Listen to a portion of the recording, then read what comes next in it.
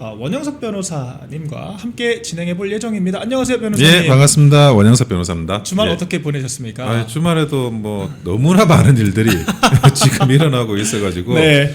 뭐 국내, 국외 이런 뭐 정무적인 소식들에서 눈을 뗄 수가 없어요. 네. 그래서 패널로 이렇게 뭐 자주 나가다 보면 그런 그 소식들을 계속 업데이트하고 어떤 의견을 내가 가지고 있어야 될까 이런 것들을 계속 가다듬어야 되는데 정말 주말에도 많은 일들이 네. 일어나는 것 같습니다. 근데 이번에 날씨가 이제 완전히 봄 날씨가 된 것 같아요. 맞습니다. 예, 벚꽃도 완전히 피고 그래서 저는 뭐 가족들하고 한번 뭐 밖에도 한번 나갔다 왔는데 모쪼록 좀 이런 여러 가지 그 지방선거를 앞두고 있는 많은 분들이 뭐 소개 성과를 좀 얻고 그랬으면 좋겠습니다. 네, 아유 감사드립니다. 오늘 이 얘기부터 먼저 시작해 볼게요. 네. 오늘 아침에 당에서도 브리핑이 있었죠. 예, 장동 대표께서 원래 14일 2박 4일 일정이었는데 예. 기습적이라고 해야 될까요?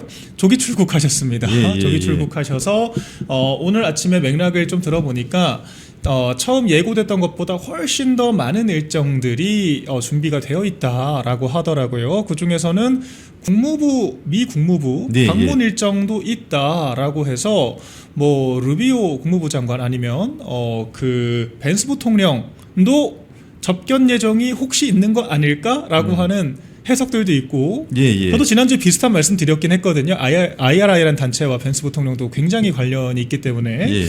혹시 벤스 부통령과의 만남 성사 가능성은 어떻게 전망을 하십니까? 지금 그 지방선거를 앞두고 이렇게 장동혁 대표가 미국을 가는 상황이 되다 보니까 여기저기서 말이 나올 수밖에 없는 상황은 됐어요. 네. 그러니까 지방선거 선거 준비나 이런 부분들이 필요하지 않냐라는 부분도 있는데 네. 결국에는 그 그러니까 미국을 방문을 해서 어떤 성과를 올릴 수 있는지 성과로 이야기를 해야 되는 거거든요. 그렇죠. 예, 저는 뭐 14일 그렇게 좀 늦춰가는 것보다는 어차피 갈 거면 하루라도 빨리 갔다 오는 건 더 나은 것 같긴 해요. 그리고 일정이라는 게 결국 뭐 그 방문을 하려고 하는 장동혁 대표 일정도 일정이지만 미국의 일정이라는 게 또 있지 않습니까? 그렇죠. 예, 그런 것들을 조율하다 보면 이렇게 뭐 좀 빨라지거나 아니면 좀 늦춰지거나 할 수 있는데 그래도 빨리 방문을 해서 빨리 돌아오면 다시 또 지방선거에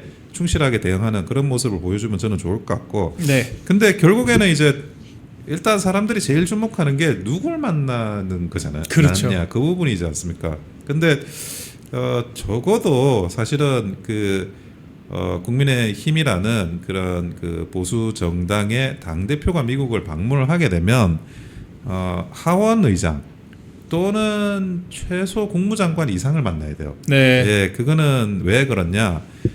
그래도 그 국민의힘의 당 대표로서 그동안 그 한미 관계에 있어가지고 어쨌든 보수 정당이 이런 한미 동맹의 큰 축을 형성해 왔다라는 거, 그리고 본인이 이제 당 대표라는 거, 그리고 그런 어떤 뭐 지방선거를 앞두고 있는 와중에 미국과 관련해 가지고 좀 의미 있는 메시지가 나오려면 네. 어떤 책임자급을 만나야 된다라는 부분이 있는 거예요. 그렇죠. 하원 의장이 이제 그 국회에 대한 책임자가 되는 거고, 뭐 국무장관은 제가 볼 때는 거의 최소한입니다. 이거 이상은 무조건 네. 봐야. 그것도 국무장관도 왜 그러냐? 사실은 그 3월 31일부터 4월 2일까지 국무부 차관이 우리나라를 방문을 했었어요. 공식적으로. 네. 외교 담당 차관이 방문을 했는데 국무부는 6명의 차관이 있습니다. 특히 이제 뭐 1번이 정무 담당 차관인데 외교 담당 차관이 또 별도로 있는데 외교 담당 차관이 방문을 했어요. 사라 로저스라는. 근데 그때 그 국무 담당 차관이 한국을 방문했을 때 국민의힘 인사가 만나진 않았어요. 네. 국내 들어온 차관을 안 만났는데 우리가 비행기 타고 날아가서 만나야 될 정도가 되면 네. 적어도 국무부 차관보다는 더 급이 높아야 되잖아요. 아이 그럼요. 예, 그러니까 마크 루비오 국무장관 이상의 급을 만나야 일단은 그게 격에 맞다. 격에 맞는 네. 그런 만남이 될 수가 있고, 그리고 저는 뭐 많은 분들이 뭐 루비오 국무장관이나 벤스 부통령이나 예상하는 분들은 많은데 이 정도 만나면 이제 그 장동혁 대표가 우리 내부의 문제를 이야기하는 것도 이야기하는 거지만 이 듣는 게 중요해요. 그렇죠. 예, 그 벤스 부통령이나 국무부 장관이 무슨 말을 하면 이제 그 장동혁 대표가 그거를 들어서 미국의 입장이나 미국의 그런 반응은 이런 거더라라고 이야기를 할 수가 있게 되지 않습니까? 그래서 꼭 말을 하는 것도 말을 하는 거 당연히 중요한데 듣고 오는 것도 중요하기 맞습니다. 때문에 그런 부분들에 대해서 책임 있는 위치에 계신 분과 만나야 되는 문제가 발생을 하고 뭐 비공식 일정이라는 게 아직 공개되지는 않은 것 같아요. 네. 그래서 뭐 아무쪼록 좀 그런 중요한 일정이 좀 의미 있는 분과의 대화가 되기를 소망하도록 하겠습니다. 네, 일단 오늘 아침 기류를 쭉 보니까 예. 말씀하신 것처럼 주말까지는 뭐 상하원 의원 정도 만나려고 예. 지방선거 와중에 미국까지 굳이 왜 가냐 뭐 이제 이런 내부에 예. 또 그런 그렇죠. 뭐랄 그럴까요, 분탕이라고 해야 될까요? 예. 그런 목소리들이 좀 있었는데 우리 변호사님 말씀하신 것처럼 국무장관이나 부통령까지 올라가 버리면 이거는 사실 완전 스케일이 달라지는 그럼요. 거잖아요. 의미가 있는 만남이 됩니다. 그리고 좀 제가 생각했을 때는 듣는 게 중요하다라고 하셨는데 이게 이재명 정권에 대한 여러 불만들이 있을 거 아니겠습니까? 그렇습니다. 지금 예. 사실 트럼프 대통령은 대놓고 얘기를 하고 있고 예. 사실 벤스 부통령도 김민석 총리 2차례 만났습니다만 처음 만났을 때는 관세 협상이 어그러졌고 예. 두 번째 만났을 때는 파병 요청 때문에 설왕설래가 있었잖아요. 예. 그래서 이번에 한라인이고 자시고 미국에서 격정 토로 한라인 만든다고 하더니만 얘기 되는 것도 아무것도 없고 야당 대표라도 이렇게 얘기가 통하니 참 다행이다. 혹시 뭐 여론 정도의 전원만 나와줘도 굉장히 좋지 않을까 생각이 들고 이 야당도 사실 의미 있는 좀 협상이 될 수 있는 게 이거 사실 뭐 정권이 있는 게 아니기 때문에 좀 가져올 수 있는 게 한계가 있지 않습니까? 예, 선물 그렇습니다. 보따리라고 하는 것도 예. 그래도 우리가 뭐 연구기관 뭐 싱크탱크끼리의 뭐 MOU라든지 뭐 예, 이런 예. 다양한 종류의 또 성과들이 있을 거잖아요. 네, 그런 부분들은 또 어떻게 좀 전망하십니까? 제가 그 보수당이 항상 그 대미 라인이 네. 좀 이렇게 잘 구성이 돼 있는 걸로 국민들께서 이야기를 하시거나 또 그렇게 인식하는 경우가 그렇죠. 있는데 이게 제가 뭐 방송에서도 여러 번 이야기하는데 대미 라인이 고인물화돼 가고 있고요. 그렇죠. 그리고 좀 왜곡되는 부분이 많아요. 우리나라가 뭐 1948년에 뭐 건국되는 그 순간부터 미국과는 굉장히 오랜 연이 있지 않습니까? 그렇죠. 근데 근데 제가 뭐 생각하기에는 솔직히 그 한미 라인이라는 게 좀 이렇게 많이 부실화가 됐다. 네. 저는 그 부실화되는 과정이 국민의힘의 지난 10년간의 암흑기하고도 좀 연관이 되는 것 같아요. 네. 그러니까 일단은 내부 문제가 제대로 좀 정리가 안 되는 상황이 계속되니까 사실 뭐 내치가 안정돼야 외교도 하는 건데 그 당이 가지고 있는 보수 진영 전체가 가지고 있는 대미 라인이 굉장히 왜곡되는 게 많아요. 지금도 이제 취약하죠. 그런 현상이 굉장히 많이 일어나고 있습니다. 네. 근데 그 사이에 그러니까 뭐 여기 우리 영풍 TV를 시청하시는 많은 분들도 이제 반중 정서가 많으실 것 같은데 네. 생각보다 중국이 그 사이에 많이 이렇게 그 인맥을 확장해 나가고 있어요. 그게 사실이에요. 그런데 그것이 뭐 좋다 나쁘다 이런 개념이 아니라 이 현상은 그냥 그대로 봐야 되는 거거든요. 네. 많은 사람들한테 손을 뻗고 있는 것도 사실이고. 그래서 어떤 분들은 뭐 그래도 우리가 보수 진영 사람인데라고 생각하면서 조금 경계도 하지만 어떤 분들은 많이 넘어간 것도 사실이에요. 근데 중국하고 저는 뭐 친해지는 게 뭐 나쁘다라기보다 더 제가 위기의식을 느끼는 거는 그럼 미국하고는 우리가 제대로 친한가? 네. 이 부분에 대해서 항상 제가 문제 의식이 있어요. 네. 그러니까 미국하고 정말 그 혈맹이고 의사소통도 잘 되고 그런 그 국민들과 지지자들과 왜곡되지 않는 라인이 잘 설정해 있다 그러면 저는 중국하고 친해지는 것도 얼마든지 저는 뭐 설린 관계를 나가는 기초가 된다고 봐요. 네. 근데 여기는 부실해.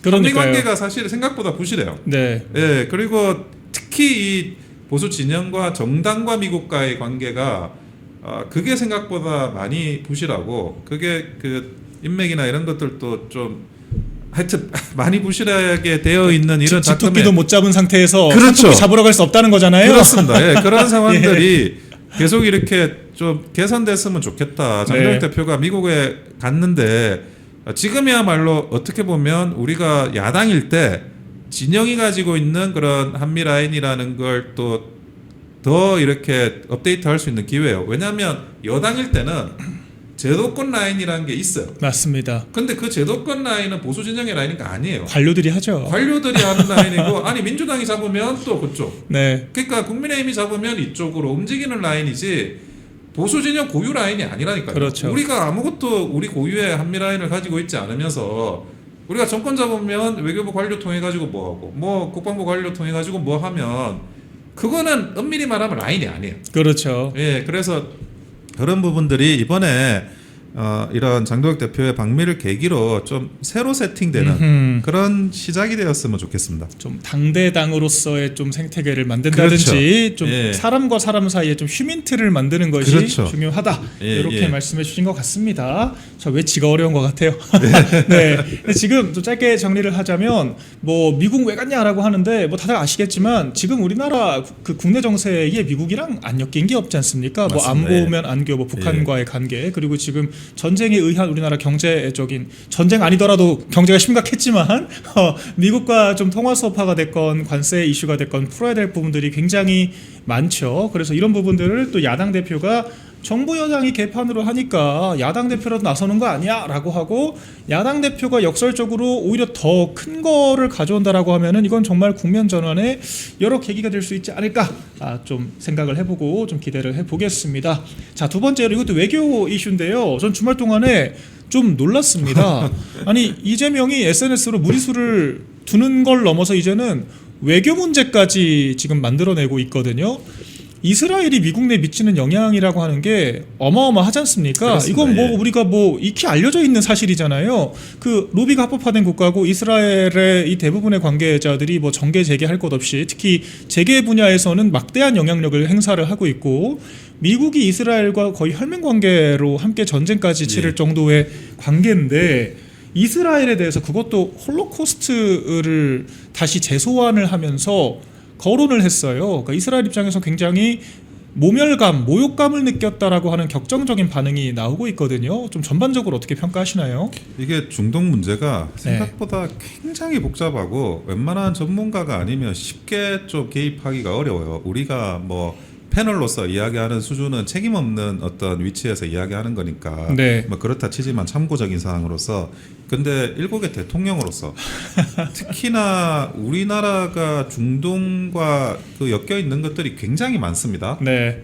특히나 뭐 이스라엘하고도 뭐 그런 우리가 알지 못하는 그런 부분들 특히 뭐 방산 협력이나 이런 게 있어요. 네. 예, 당장 그 들어가는 뭐 예를 들어 F-50에 들어가는 그런 레이더 기기나 이런 것들도 이스라엘제고 그 부품을 이스라엘과 교류하는 경우도 많고 게다가 중동 문제 그러니까 이슬람을 제외한 아랍 문제에 대해서도 그게 굉장히 그 이스라엘과 전통적인 좀 그런 조금 적대 관계에 있지만 그것도 시시각각 변해요. 그 적대 관계가 계속되는 것도 아니고 맞습니다. 그리고 이란하고의 관계까지 합치면 이게 변수가 오히려 뭐 그 적과 동지 이렇게 이분화돼 있으면 쉬운데 이스라엘, 아랍 그리고 이란이 다 이게 별도의 변수로 따로 움직여요. 네. 그러니까 그러면 이스라엘을 때리는 게 그러면 다른 아랍은 좋아하냐? 꼭 그것도 아니에요. 왜냐하면 지금은 최근에는 좀 분위기가 바뀌어가지고 이스라엘하고 아랍이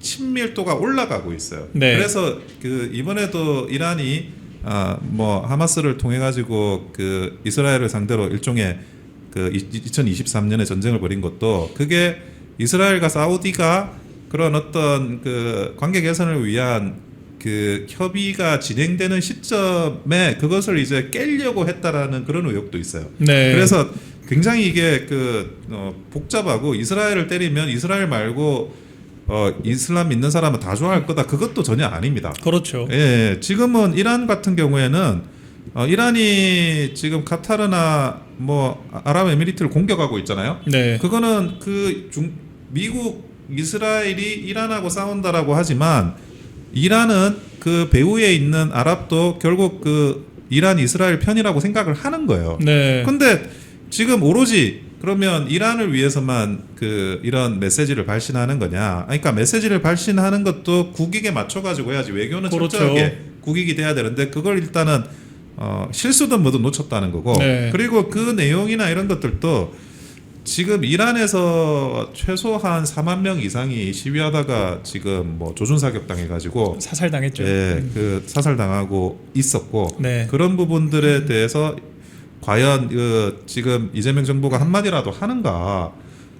그게 뭐 사살이니까 그냥 그렇지 재판을 통해 가지고 일어나고 있는 일종의 사법살인은 더 많아요. 네. 그런 것들이 엄청나게 많이 일어나는 그런 그 참혹한 현실에 대해서는 아무 이야기를 안 하면서 이스라엘이 심지어 그 내용이 또 가짜 뉴스라면서요. 그 동영상이 그 정말 이스라엘과 그런 부분에서 일어난 건지에 대해서 예. 확인이 안 된 그래서 지금 비공개로 바뀌었죠. 예, 예. 네. 그런 내용을 가지고 지금 했다라는 이야기도 있는데 그래서 그런 것들을 저는 그 일국의 대통령이 그런 이상한 SNS를 올렸다 그러면 바로 그거를 내리거나 수정을 해야지 또 싸워요.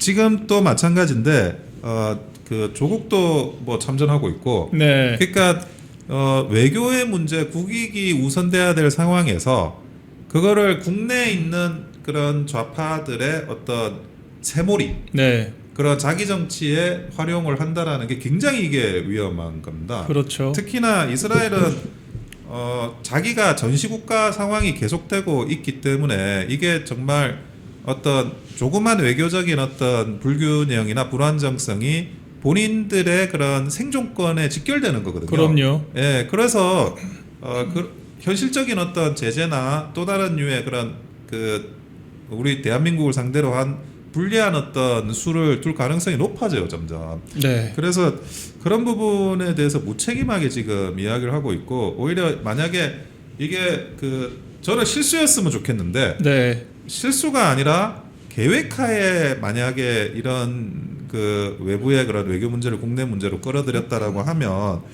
저는 이재명은 탄핵 사유라고 봐요. 네. 이거야말로 뭐 외환죄 아닙니까? 국가를 위기에 빠뜨린 거죠. 네, 이게 네. 외환죄예요. 이게 예. 외환죄. 근데 이제 이해가 안 되는 게 지금 국제사회가 봤을 때는 그럼 대한민국은 대통령이 우리가 좋든 싫든 어쨌거나 우리나라의 대표 아니겠습니까? 국방이 됐건 뭐 국군 통수권자이기도 하고 외교적으로도 최종 책임권자잖아요. 근데 이런 식으로 이란의 그런 우리 변호사님 말씀해주신 이런 무자비한 인권 탄압에 대해서는 침묵하고 미국의 파병 요청 뭐 무리한 부분들이 분명 있었습니다만 그냥 모른 채 했단 말이에요. 그런 상태에서 갑자기 느닷없이 이스라엘을 공격을 하고 된다? 이스라엘이 이게 뭐 작다면 작은 국가긴 하지만 그 민족주의 정서로 똘똘 뭉쳐서 네. 굉장한 이런 화력을 또 보여줄 수 있고 말씀하신 것처럼 이 특히 금융적인 제재도 가능한 정도의 실력 발휘가 가능한 나라잖아요. 맞습니다. 예. 이런 부분들을 봤을 때 이거는 진짜 국가를 위기에 빠뜨린 말씀하신 것처럼 외환이라고도 볼 수 있을 것 같아요. 이 파급이 계속 되겠죠? 맞습니다. 네. 예, 지금 뭐 계속 그 민주당에서 여기에 대해서 거들기 시작했어요. 조국 제가 발언 하나만 소개하자면 예, 예. 그 네타냐후 총리가 입국했을 때 이스라엘 총리죠. 우리나라가 체포 의무가 있다. 저는 이런 타국의 총리를 우리나라에 네. 입국하면 체포한다. 이런 말을 제3당의 대표가 했어요. 예, 네, 예. 말씀하시죠. 예, 아니 그러니까 또 참 이해가 안 되는 발언인데 조국은 아마 뭐 어떻게든 좀 논쟁거리를 만들어서 네. 그거를 뭐 자기의 어떤 그 기사 올리기 정도로 쓰는 게 아닌가 그렇게 저는 평가를 하고 싶은데 한동훈처럼 예. 조국은 대통령이 아니니까 뭐 그것도 말도 안 되는 소리지만 그럴 수 있다고 봐요. 대통령이 이재명이 그렇죠. 뭐 권한이 없죠. 네, 네. 이재명이 그러면 안 되는 거 아니겠습니까? 예. 그리고 네. 지금 이제 우리가 이스라엘하고 그 아랍 쪽하고 계속 이제 일종의 균형 외교를 계속 해왔어요. 네. 사실 이란하고도 해왔죠 그동안에는. 근데 지금은 균형 외교를 할 수 없는 단계고 그리고 이것이 그 미중 패권과 관련해서 그리고 뭐 핵무장이라는 거는 우리가 북핵을 용납할 수 없듯이 이란에 있는 주위 국가들 예를 들어 뭐 아랍 국가나 이스라엘 모두가 이란의 핵무장을 용납할 수가 없어요. 네. 그러니까 그런 상황에서 이것을 지금 이스라엘 때리기를 한다라는 거는 제가 볼 때는 정말 이 국익이나 이런 걸 도외시하고 그러니까 국익을 아예 모르고 네. 그리고 터무니없는 지금 짓을 하고 있다 그런 네. 생각이 듭니다. 네, 그래서 우리가 지금 주말간 이어진 이 이스라엘과의 SNS 망언 논란, 대통령의 SNS 망언 논란 참신합니다. 네, 이번 주까지도 좀 파장이 계속될 것 같아서 저희가 계속 좀 지켜보도록 하겠고요. 자, 조광안 그 최고위원 경기도지사 예, 예. 출마를 주말간에 공식화를 했습니다. 예, 지금까지 예. 일단 계속해서 뭐 언급은 하셨습니다만 출마한다. 이 공식화가 또 중요하잖아요. 그래서 조광안 최고위원이 지금 어쨌거나 양자 대결에서는 뭐 양양 최고와 거의 비슷한 팽팽한 뭐 이런 모습을 보이던데 또 당내 경선으로 가면은 조광안 최고가 조금 더 우세하지 않을까 하는 전망도 있거든요. 조광안 대 추미애 매치업 과연 성사될 것인지 성사된다면 어떤 흐름일지 말씀 주시죠. 굉장히 성사 가능성은 높다고 생각이 들어요. 이 네. 매치업이. 왜냐하면 지금 현재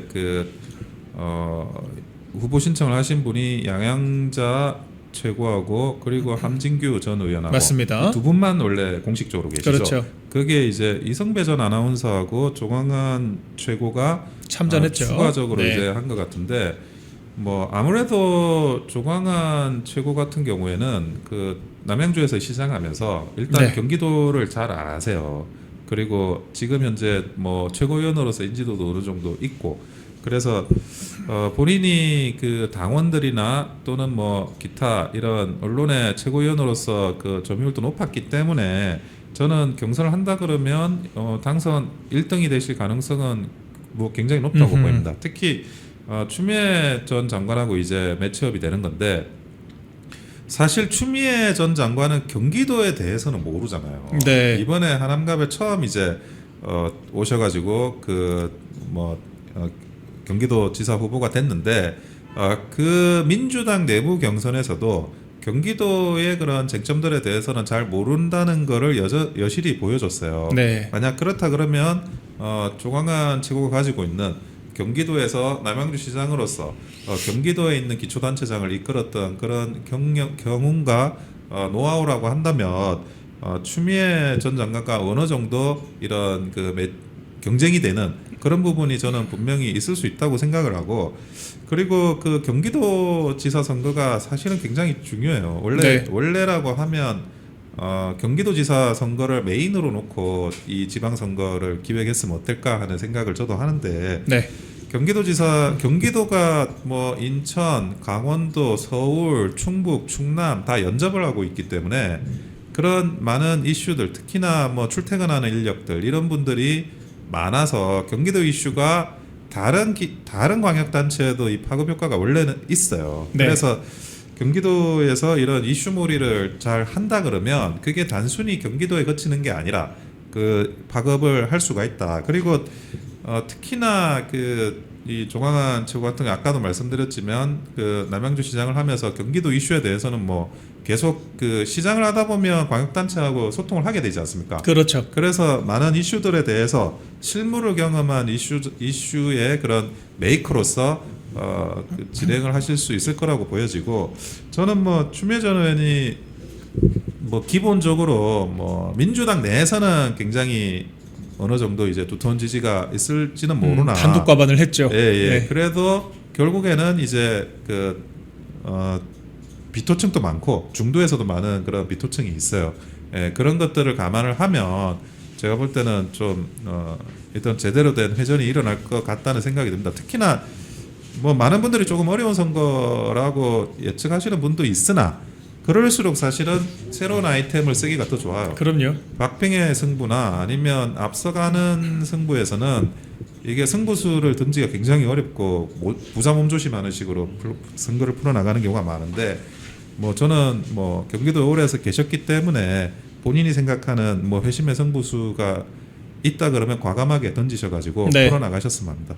이 선거라는 게 제가 뭐 몇 번 안 치러봤습니다만 49대 51 싸움으로 가더라고요. 저희 20대 대선 때도 윤석열 당시 후보가 거의 15%포인트 이상 늘 여론조사상 리드를 했었어요. 뭐 어제 갤럽도 뭐 사실 그 정도 수준으로 나오긴 하던데 근데 막판 일주일 사이에 저 민주당 진영에서 지지해야 될 이유를 찾더라고요.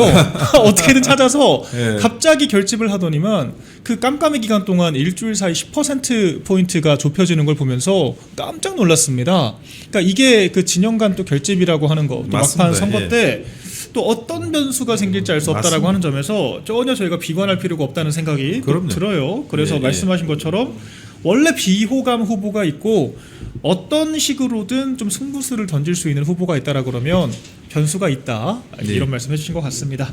자, 네 번째로는 우리 주호영 의원이 무소속 출마를 또 시사를, 근데 이거 좀 이 뉴스 좀 지겹긴 해요. 매일 그럴 수도 있다, 할 수도 예, 있다라고 예, 예. 말만 하는데 그냥 뭐 발언 수위만 높아지고 본인의 직접적인 결정이라 그래야 될까요? 행동이 달라지지는 않아요. 그래서 뭐 한동훈 씨한테 내 지역구로 와라 뭐 이런 식의 러브콜도 보내던데 어떻게 좀 보셨습니까? 근데 무소속으로는 이제 안 나오실 것 같아요. 이미 네. 그러기에는 저도요. 예, 그 액션이 너무 지금 타이밍을 놓쳤고 네. 무소속으로 나올 만한 마지막 저는 마지노선이 가처분이 기각됐을 때 네. 그때 어떤 회심에 뭔가를 던졌어야. 그렇죠. 근데 그거를 놓치고 항고를 간다고 하니까 사실은 뭐 본인이 판사 출신이라서 잘 아시겠지만 네.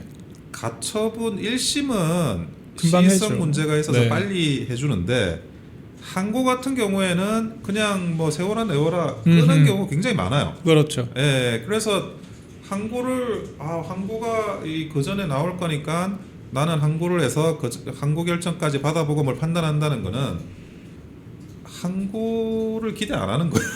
그러니까 저도 사실 그래서 애매한 지금 입장을 네. 취하는 것 같더라고요. 예. 예, 그래서 뭐 혹시나 뭐 운 좋게 항고가 빨리 나올 수도 있지만 네. 통상 항고는 그렇게 긴급하게 처리를 안 해줍니다. 아하. 그러니까 차라리 재기각이 되면 예, 차라리 법적으로 끝났으니까 어떻게 하실 거예요가 되는 건데 법적인 걸 기다려 보겠다고 했는데 결과가 안 나오면 예. 정말 붕 뜨는 거잖아요. 붕 뜨고 자기는 항고가 안 나와서 예. 내가 뭐 무소속 출마를 못했다 네. 이런 어떤 변명거리를 생각한 게 아닌가. 아하. 그러니까 안 나오면 좋은 거야. 그 재기각이 되면 또 내가 뭐 판단해야 되나? 결정을 해야 되니까. 결정을 해야 되니까 예. 그런 것까지 감안해가지고 던지는 수 같아가지고 우리가 보면 이게 정말 이게 뭘 하려고 하는 수가 있고 네. 그 마이클 잭슨의 그런 그 문워킹처럼 앞으로 전진하지만 아하. 뒤로 가는 수들이 있거든요. 음. 그래서 이번에 항고를 보겠다는 거는 이런 마이클 잭슨의 문워킹 같은 그런 수를 아하. 던졌다라는 생각이 듭니다. 공수표다 뭐 이렇게 예, 예, 정리해 예. 주신 것 같습니다. 자, 마지막으로 한동훈 씨가 또 계속 뭐라 그럴까요? 좀 듣기 싫은 소리, 내가 왜 이 사람한테 이런 얘기를 뉴스로 접해야 되나 하는 소리들 많이 계속 하고 있는 것 같습니다. 예, 예. 저 참 이 언론 생리를 이해할 수가 없어요. 보도화될 가치가 있는지 모르겠고 주말간에 또 전재수 이제 부산 후보죠, 부산시장 후보와 예, 또 예. 설전이 있었는데 오늘 아침 기사를 보니까 또 그런 얘기 하더라고요. 뭐 전재수 후보가 배신자다. 보수의 배신자다 한동훈한테 그 얘기를 했더니 한동훈이 그럼 전재수 당신은 계엄 터져도 안 막을 거냐 또 이런 이야기를 해요. 한동훈 씨 착각을 하고 있는 게 계엄을 유발하신 분이 자꾸 자기가 계엄 막았다라고 지금 억기 소리를 또 계속하니까 저희가 계속 바로잡아 줄 수밖에 없을 것 같습니다, 변호사님. 아니 그러니까 배신자라는 게 네. 그 계엄을 뭐 어쨌다 저쨌다 이거 하나로 평가하는 게 아니잖아요. 그럼요. 예, 사실 뭐 그동안에 어떤 윤석열 대통령으로부터 굉장히 뭐 엄청난 기회를 받았죠.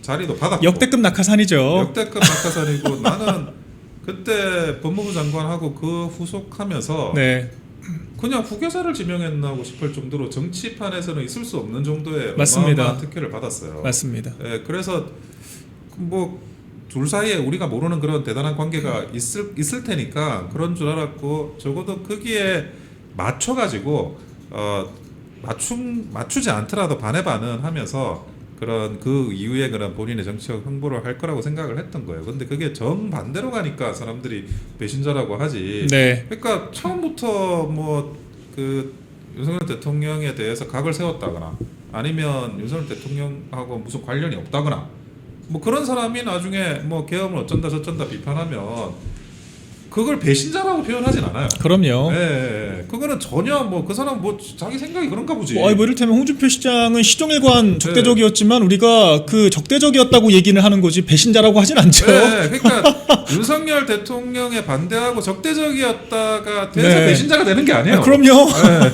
왜 그러면 그때 그렇게 열심히 그렇게 뭐 어쨌든 덕을 입고 네. 덕을 입을 때는 그게 내가 당연하게 내가 잘나가지고 내가 능력이 뛰어나서 덕을 입은 거냐. 그러니까요. 예, 그러면서 이게 반대할 때는 또 그런 것들은 다 그냥 뭐 한마디로 뭐 없었던 것처럼 오히려 그 덕을 안 입은 사람보다 더하게 하는 거잖아요. 이게. 네. 그러니까 이게 도대체 인간적인 패륜이 아닌가. 패륜이죠. 이런 네. 생각을 다 하는 거예요. 그리고 너무 눈에 보이잖아요. 정권이 잘 나갈 때는 정말 헌정사 유례가 없는 낙하산으로 온갖 실권 다 누렸고 단순 법무부 장관이 아니라 민정수석까지 겸행하면서 그렇습니다. 거의 모든 인사 사정 이슈를 총괄했지 않습니까? 예. 한동훈 씨가 인사 다 했다고 봐도 과언 아니에요. 맞습니다. 예. 본인이 그런 실권 다 누릴 때는 그렇게 누리면서 있다가 정권 힘 빠지니까 그때 가서 나는 합리적인 얘기했고 쓴소리했고 직언했다. 이거 전형적인 기회주의자들 논리 아닙니까? 그리고 저는 이런 배신의 정치가 우리 당에 유독 계속 생기는 게 네.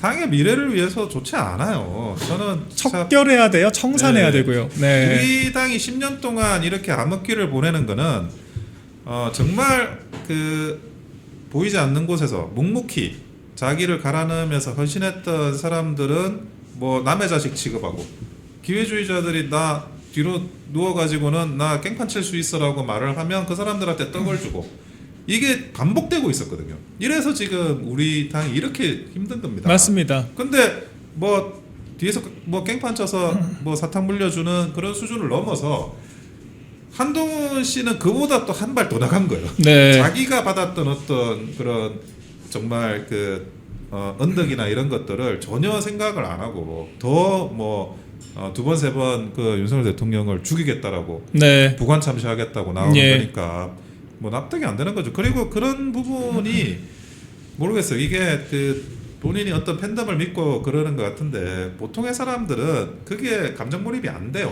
수치심이랑 감정이 있으면 저렇게 못하죠. 예, 그 네. 감정 몰입이 전혀 안 되고 네. 그게 득표 전략으로 대전략으로 쓸 수도 없고 일부 윤석열 대통령에 비판하는 사람들이 한동훈의 지지 또는 한동훈을 이용할 수는 있어요. 네. 그거는 이제 뭐 저게 저건 우리 편 아니냐 뭐 이런 EJ 식의 로. 생각인데 네. 저게 저기 우리 편이라는 그런 사고가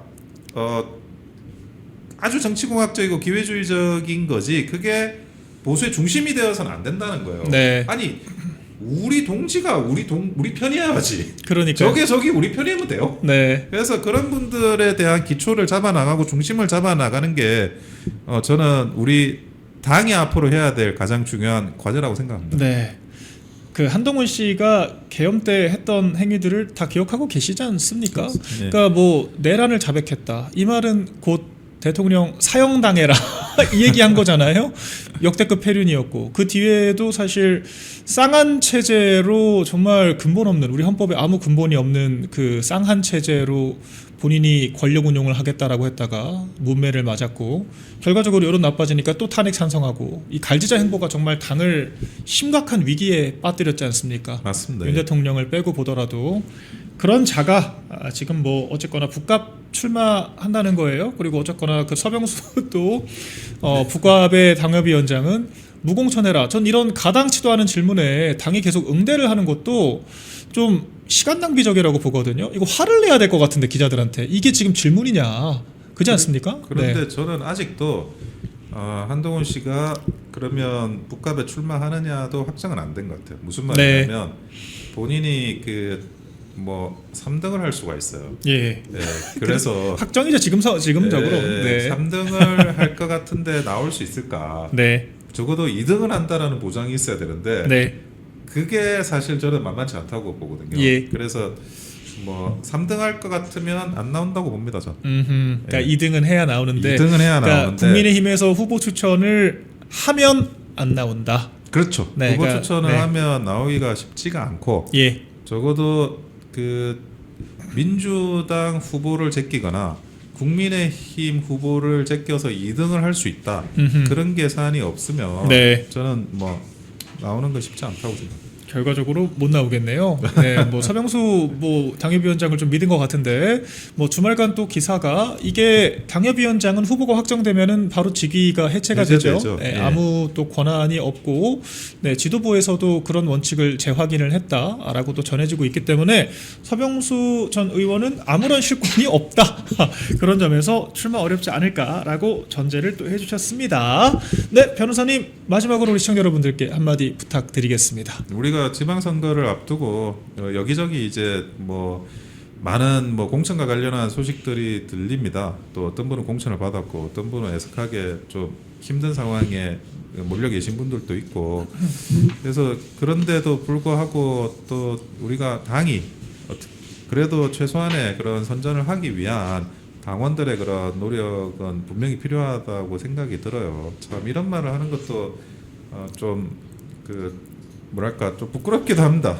당이 그동안 좀 보여준 모습이 더 잘했으면 하는 아쉬움은 당연히 가지고 있는데 그래도 선거라는 거 마지막까지 알 수가 없고 그리고 결국 우리 당원들과 지지자들이 결집하면 나중에 큰 좀 승리하는 결론으로도 갈 수 있고 그것이 또 다음에 그런 우리 당을 정비하는 데 있어 가지고 더 큰 자산이 될 수 있다라는 것을 말씀드리고 모쪼록 여러 가지 어려운 상황에도 불구하고 국민의 힘에 대한 그런 애정을 놓지 말아 주시고 항상 응원해 주시기를 간곡히 부탁드리겠습니다. 감사합니다. 콩TV를 사랑하시는 시청자 여러분, 대한민국은 지금 체제 전쟁 중입니다. 연성 파시즘 체제로 갈 것이냐 아니면 자유민주주의 체제를 지킬 것이냐, 이를 위해서는 결단과 용기가 필요합니다. 민주당의 정보통신망법이 통과되어서 오는 7월부터 시행이 됩니다. 이렇게 되면 언론 자유 훼손은 물론이고 자유우파 유튜버들의 산업 생태계에 심각한 지장이 예상됩니다. 여러분, 어떻게 해야 되겠습니까? 여러분들의 도움이 필요합니다. 여러분들이 우잘사 회원에 가입하셔서 대한민국 체제 전쟁에 승리하고 국민의힘 장동혁 지도부를 지켜내고 정보통신망법을 비롯한 언론 자유를 심각하게 훼손하는 여당발 공세에 대응해 주시기 바랍니다. 우잘사 회원 많이 가입하셔서 함께 가는 여정을 만들어 갑시다. 감사합니다.